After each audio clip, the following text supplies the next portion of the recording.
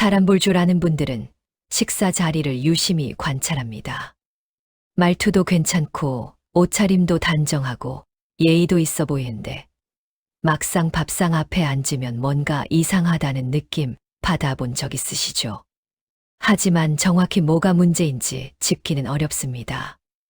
내가 예민한 건가? 괜히 오해하는 건 아닐까? 하고 넘어가기 쉽죠.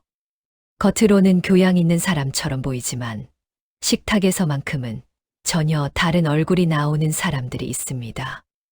말은 얼마든지 꾸밀 수 있지만 밥 먹을 때 나오는 행동은 거짓말을 못합니다. 오늘은 그런 사람의 진짜 본성이 밥 먹을 때 어떻게 드러나는지, 구체적으로 어떤 행동을 조심해야 하는지 말씀드리겠습니다. 이 신호들을 알아두시면 헛되이 마음 쓰는 일이 줄어듭니다. 지금부터 식사 자리에서 꼭 확인해야 할 7가지 신호를 하나씩 살펴보겠습니다. 안녕하세요. 여기는 사유이 형태입니다. 구독과 좋아요로 함께 해주세요. 마음이 편안해지는 이야기들로 찾아가겠습니다. 첫 번째 이야기는 말투, 밥상에서 갑자기 바뀌는 사람입니다. 얼마 전 동네 한 식당에서 있었던 일입니다. 김정우 씨는 평소 친구들 사이에서 말도 부드럽고 배려심 많기로 소문난 사람이었습니다. 그런데 식당에 앉자마자 종업원을 향해 여기요, 물 좀 하고 손을 툭툭 쳤습니다. 친구들한테는 드시고 싶은 거 말씀하세요 하면서도 반찬 그릇이 비자 저기 김치 덜하고 짧게 던지듯 말했죠. 같이 온 친구 박영수 씨는 그 장면을 보고 묘한 불편함을 느꼈습니다. 말투가 사람에 따라 완전히 달라지는 모습이 너무 극명하게 보였기 때문입니다. 미국 스탠퍼드 대학 심리학과 연구팀은 2018년 식당, 카페 등 서비스 공간에서의 말투를 분석했습니다. 참가자 240명을 대상으로 한 결과 상대방의 사회적 지위에 따라 말투가 바뀌는 사람은 평소에도 관계를 수직적으로 인식하는 경향이 83% 높게 나타났습니다. 특히 식사 자리에서 주문할 때와 동행인과 대화할 때 말투 차이가 큰 사람일수록 타인을 도구적으로 대하는 성향이 강했습니다. 왜 이런 일이 벌어질까요? 밥상 앞에서 말투를 바꾸는 이유는 간단합니다. 상대를 사람이 아니라 역할로 보기 때문이죠. 이건 성격 문제가 아니라 패턴입니다. 말은 멀쩡한데 행동은 다르게 움직이는 사람들의 특징이 바로 여기서 나옵니다. 밥상 앞에서는 긴장이 풀리고 진짜 자기 모습이 튀어나오게 되어 있습니다. 그래서 식사 자리에서의 말투는 거짓말을 하지 않습니다. 인간의 본성은 일상의 사소한 행동에서 가장 정직하게 드러난다.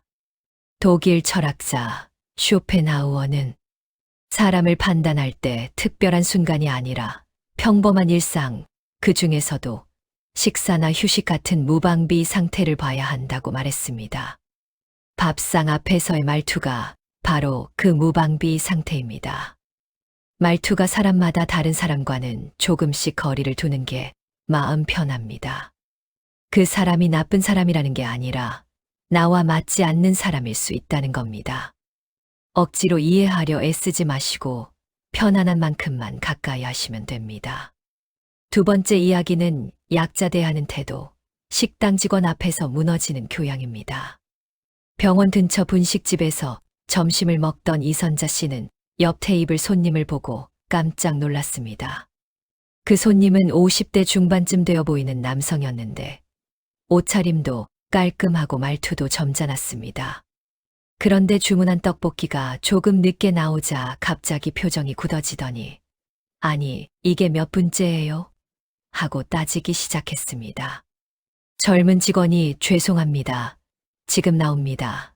하고 고개를 숙였는데도 매번 이러면 어떡해요? 하며 계속 압박했습니다.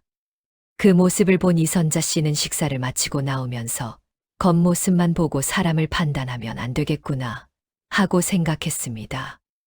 영국 옥스퍼드 대학 행동심리학과는 2017년 서비스 직종 종사자에 대한 태도를 분석했습니다. 직원에게 고압적으로 대하는 사람은 일상생활에서도 타인에 대한 공감 능력이 평균 62% 낮았고, 자신보다 약한 위치에 있다고 판단한 사람에게는 예의를 지키지 않는 경향이 78% 높았습니다. 교육 수준이나 사회적 지위와는 무관하게 본질적인 인성의 문제였습니다. 식당 직원 앞에서 태도가 달라지는 건 결국 한 가지로 설명됩니다. 상대를 동등한 사람으로 보지 않고 자기보다 아래라고 생각하기 때문이죠. 이건 성격 문제가 아니라 패턴입니다. 말은 멀쩡한데 행동은 다르게 움직이는 사람들의 특징이 여기서 분명하게 드러납니다. 교양은 배울 수 있지만 인성은 숨기기 어렵습니다. 식당 직원을 대하는 태도가 바로 그 사람의 진짜 인성입니다. 사람의 참된 마음은 일상의 작은 행동에서 드러난다. 조선 실학자 정약용은 이렇게 말했습니다. 그는 사람을 평가할 때 말이 아니라 행동을, 겉모습이 아니라 일상을 봐야 한다고 강조했죠. 식사 자리에서 직원을 대하는 태도가 바로 그 일상의 작은 행동입니다. 약자를 함부로 대하는 사람과는 거리를 두는 게 현명합니다. 오늘은 직원에게 그러지만 언젠가는 나한테도 그럴 수 있습니다. 마음 쓰지 마시고 조용히 한 발짝 물러서시면 됩니다. 세 번째 이야기는 손짓, 젓가락질에 숨겨진 통제 욕구입니다. 동네 고깃집에서 회식 자리를 가진 최민수 씨 일행은 분위기 좋게 식사를 시작했습니다. 그런데 함께 온 윤기철 씨는 계속해서 다른 사람 앞에 있는 반찬을 자기 젓가락으로 집어 자기 쪽으로 끌어당겼습니다. 이거 맛있네, 이것도 좋네 하면서 자연스럽게 공용 그릇을 독점하듯 가져갔죠. 심지어 다른 사람이 집으려고 손을 뻗으면 먼저 낚아채듯 집어가는 모습도 보였습니다. 최민수 씨는 그 모습을 보며 저 사람은 평소에도 저런 식으로 사람들을 대하겠구나 하는 생각이 들었습니다. 캐나다 토론토 대학 사회심리학과는 2019년 공동 식사 자리에서의 행동 패턴을 연구했습니다. 음식을 먼저 차지하거나 독점하는 행동을 보이는 사람은 일상에서도 타인의 의견을 무시하고 자기 방식을 강요하는 경향이 71% 높았습니다. 특히 젓가락이나 포크로 음식을 집는 속도와 방식이 공격적일수록 대인관계에서 지배 욕구가 강한 것으로 나타났습니다. 식탁에서 음식을 먼저 독점하려는 행동 뒤에는 자기 중심적 사고가 숨어 있습니다. 자기가 먼저, 자기가 더 많이 가져가는 게 당연하다고 생각하는 거죠. 이건 성격 문제가 아니라 패턴입니다. 말은 멀쩡한데 행동은 다르게 움직이는 사람들의 특징이 손놀림에서 가장 솔직하게 나옵니다. 밥상은 나누는 공간인데 그걸 차지하려는 사람은 관계도 그렇게 봅니다. 젓가락질 하나에도 그 사람의 관계관이 다 담겨 있습니다. 작은 행동이 큰 성품을 드러낸다. 고대 그리스 철학자 플라톤은 이렇게 말했습니다. 그는 사람의 도덕성과 품성은 거창한 일이 아니라 일상의 사소한 행동에서 증명된다고 봤죠.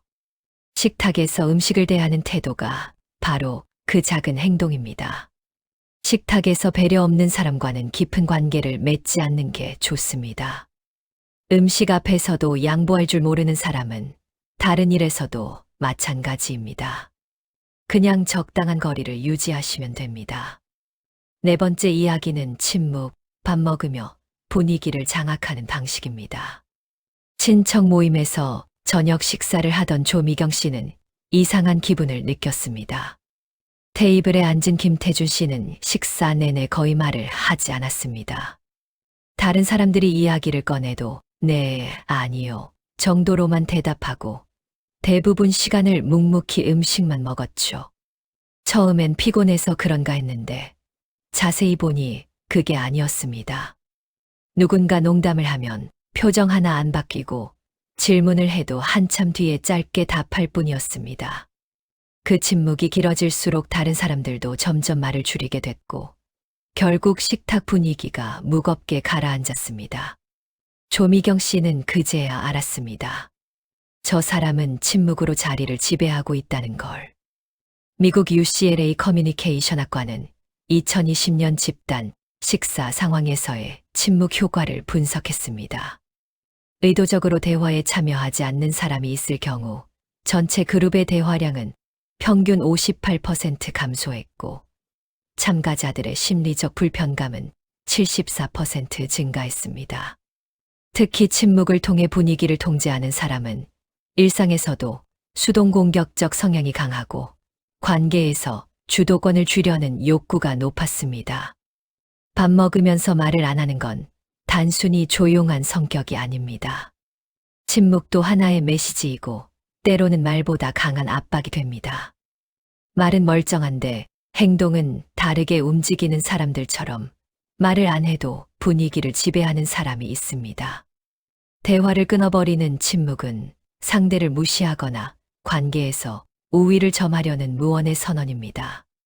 식탁에서의 침묵은 생각보다 많은 걸 말해줍니다. 침묵은 때로 가장 잔인한 거짓말이다. 프랑스 철학자 몽테뉴는 이렇게 말했습니다. 그는 침묵이 단순히 말을 하지 않는 게 아니라 관계를 단절하거나 상대를 배제하는 행위가 될 수 있다고 봤죠. 식사 자리에서의 침묵이 바로 그런 경우입니다. 식사 자리에서 침묵으로 분위기를 무겁게 만드는 사람과는 거리를 두세요. 그 사람이 고의로 그러는 건 아닐 수도 있지만 함께 있으면 마음이 편하지 않습니다. 굳이 맞춰주려 애쓰지 마시고 편한 사람들과 식사하시면 됩니다. 5번째 이야기는 분노 표현, 음식 앞에서 나오는 진짜 얼굴입니다. 가족 외식 자리에서 박수진 씨는 깜짝 놀랄 일을 목격했습니다. 옆 테이블에 앉은 50대 부부가 주문한 음식을 기다리고 있었는데 음식이 예상보다 5분쯤 늦게 나왔습니다. 그러자 남편이 갑자기 목소리를 높이기 시작했습니다. 도대체 뭐 하는 거예요? 주문한 지 얼마나 됐는데. 직원이 사과하며 음식을 내려놓는데도 이게 서비스예요? 장사 이따위로 하면 되겠어요? 하며 계속 따졌습니다. 아내가 됐어요. 그냥 먹어요. 하고 말렸지만 그는 한참 동안 불만을 쏟아냈습니다. 박수진 씨는 그 모습을 보며 생각했습니다. 저렇게 작은 일에도 참지 못하는 사람은 다른 상황에서는 어떨까? 독일 막스 플랑크 연구소는 2021년 예상치 못한 불편 상황에서의 감정 반응을 연구했습니다. 음식 지연, 주문 실수 등 사소한 불편에 과도하게 분노하는 사람은 일상에서도 충동 조절 능력이 평균 65% 낮았고 스트레스 상황에서 공격성을 드러낼 확률이 81% 높았습니다. 특히 식사라는 기본 욕구와 관련된 불편에서 분노가 크게 나타나는 사람일수록 관계에서도 감정 조절에 어려움을 겪는 경향이 뚜렷했습니다. 음식 앞에서 쉽게 화를 내는 건 단순히 배가 고파서가 아닙니다. 사소한 불편도 참지 못하는 감정 조절의 문제입니다. 이건 성격 문제가 아니라 패턴입니다. 말은 멀쩡한데 행동은 다르게 움직이는 사람들처럼 평소엔 괜찮다가 예상 밖 상황에서 본 모습이 튀어나오는 겁니다. 음식이 늦거나 주문이 틀렸을 때 나오는 반응이 그 사람이 인생에서 불편을 대하는 방식입니다. 식탁에서의 분노는 그 사람의 진짜 얼굴입니다. 화를 다스리지 못하는 자는 자기 자신도 다스리지 못한다. 독일 철학자 니체는 이렇게 말했습니다. 그는 감정, 특히 분노를 조절하지 못하는 사람은 결국 삶의 다른 영역에서도 통제력을 잃는다고 봤죠. 식사 자리에서의 분노가 바로 그 신호입니다. 사소한 일에도 화를 내는 사람과는 가까이 지내지 않는 게 마음 편합니다. 오늘은 음식에 화내지만 내일은 나한테 화낼 수도 있습니다. 감정 소모하지 마시고 조용히 거리를 두시면 됩니다. 6번째 이야기는 사소한 부탁을 가장한 명령입니다. 동창회 모임에서 저녁을 먹던 한미라 씨는 불편한 장면을 봤습니다. 같은 테이블에 앉은 정수연 씨가 식사 내내 부탁이라는 이름으로 계속 사람들을 움직였습니다. 미안한데 물 좀 따라줄래? 저기 냅킨 좀 집어줘. 반찬 좀 이쪽으로 밀어줄래? 처음엔 그냥 부탁인 줄 알았는데 자세히 들어보니 어조가 달랐습니다. 부탁이 아니라 당연히 해줘야 한다는 투였죠. 심지어 옆 사람이 먼저 제가 해드릴게요 하고 나서기 전까지 계속 시선으로 압박하기도 했습니다. 한미라 씨는 그 모습을 보며 깨달았습니다. 저 사람은 부탁하는 게 아니라 지시하고 있다는 걸. 호주 시드니 대학 조직심리학과는 2018년 식사 자리에서의 요청 패턴을 분석했습니다. 해줄래? 좀 부탁해 같은 표현을 쓰면서도 실제로는 명령조로 말하는 사람은 직장이나 가정에서도 타인을 자기 편의대로 움직이려는 성향이 76% 높았습니다. 특히 물, 자리, 반찬 같은 사소한 것을 반복적으로 요청하는 사람일수록 관계에서 자신이 우위에 있다고 인식하는 경향이 강했습니다. 부탁을 가장한 명령 뒤에는 위계의식이 숨어 있습니다. 자기가 부탁하면 상대가 당연히 들어줘야 한다고 생각하는 거죠. 이건 성경 문제가 아니라 패턴입니다. 말은 멀쩡한데 행동은 다르게 움직이는 사람들처럼 부탁이라는 말 뒤에 지배 욕구를 숨기는 겁니다. 식탁에서 사소한 걸 계속 시키는 사람은 다른 관계에서도 똑같이 합니다. 부탁의 형태를 빌린 통제입니다. 진정한 예의는 상대에게 불편을 주지 않는 것이다. 조선 실학자 정약용은 이렇게 말했습니다. 그는 진짜 교양 있는 사람은 타인에게 부담을 주지 않으려 먼저 행동한다고 봤죠. 식사 자리에서 계속 부탁하는 사람은 그 반대입니다. 사소한 걸 계속 시키는 사람과는 적당한 선을 지키는 게 좋습니다. 오늘은 물 좀 달라고 하지만 나중엔 더 큰 걸 요구할 수 있습니다. 너무 친절하게 다 들어주지 마시고 선을 그으시면 됩니다. 당신이 불편하다면 그건 당신 잘못이 아닙니다. 나이 들수록 내 감정을 지키는 게 중요합니다. 7번째 이야기는 선물 태도, 계산대 앞에서 나오는 본심입니다. 지인들과 식사를 마친 송영미 씨는 계산대 앞에서 이상한 광경을 봤습니다. 함께 식사한 4명 중 이종욱 씨가 먼저 제가 낼게요 하고 나섰습니다. 그런데 다른 사람들이 아니에요, 저희도 낼게요 하고 말하자 갑자기 표정이 굳어지며 그럼 각자 내시죠라고 말했습니다. 처음부터 더치페이를 하자고 했으면 모를까. 먼저 한턱 내겠다고 해놓고 상대가 사양하니 바로 태도가 바뀐 겁니다. 송영미 씨는 그 순간 느꼈습니다. 저 사람은 계산을 하려던 게 아니라 거절당하지 않을 걸 기대했던 거구나. 계산대를 떠나오면서 이종욱 씨는 내내 불편한 표정이었고 다음 약속 얘기가 나왔을 때도 시큰둥한 반응을 보였습니다. 영국 케임브리지 대학 경제심리학과는 2019년 식사 자리에서의 계산 행동을 연구했습니다. 먼저 계산을 제안했다가 상대가 사양하면 태도가 바뀌는 사람은 관계를 거래적으로 인식하는 경향이 73% 높았습니다. 특히 돈 앞에서 태도 변화가 큰 사람일수록 평소에도 관계에서 손익을 먼저 계산하고 자신이 손해본다고 느끼면 관계를 정리하는 성향이 강했습니다. 계산대 앞에서 태도가 바뀌는 건 돈 문제가 아닙니다. 관계를 어떻게 보는지의 문제입니다. 이건 성경 문제가 아니라 패턴입니다. 말은 멀쩡한데 행동은 다르게 움직이는 사람들처럼 돈 앞에서만큼은 진짜 속마음이 나옵니다. 계산을 선물처럼 보이게 하다가 거절당하면 불쾌해하는 사람은 관계도 조건부로 봅니다. 돈 앞에서의 태도는 그 사람의 본심을 가장 정직하게 보여줍니다. 진정한 관계는 주고받음이 아니라 함께함에 있다. 프랑스 철학자 몽테뉴는 이렇게 말했습니다. 진짜 우정과 관계는 계산이 아니라 마음에서 시작된다. 계산대 앞에서 마음이 바뀌는 사람은 그 반대입니다.